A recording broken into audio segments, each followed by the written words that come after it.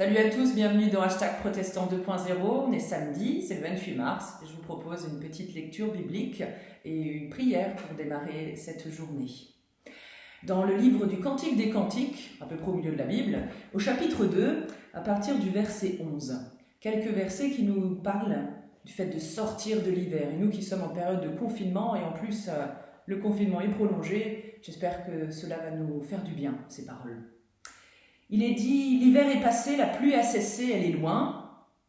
On voit les champs fleurir, c'est le temps où tout chante. Sur nos terres, on entend la tourterelle qui roucoule. Les figues vertes grossissent sur les figuiers. Les vignes sont en fleurs et répandent leur parfum. Alors, allons.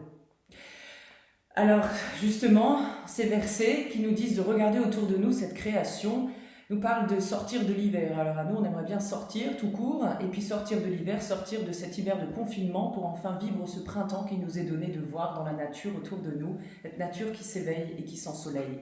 L'hiver, c'est aussi symbolique, simplement, ça représente le peuple d'Israël, très certainement, qui a subi l'esclavage et qui a pu s'en sortir au bout d'un long chemin, mais ils en sont sortis ensemble et en gardant confiance en Dieu et dans l'espérance du Seigneur. Justement, à nous qui sommes confinés ce matin, nous pouvons adresser notre prière à Dieu. Et je vous propose cette prière issue dans le livre, justement, de la Société luthérienne, une prière pour chaque jour. Cette prière qui nous vient de la communauté d'Ayona. Parce que le monde est beau et que la beauté est une chose fragile et que nous sommes les gérants de la création, nous avons besoin de toi, Seigneur. Parce que le savoir paraît illimité et que nous ne savons pas ce qui est au-delà de notre savoir, nous avons besoin de toi, Seigneur.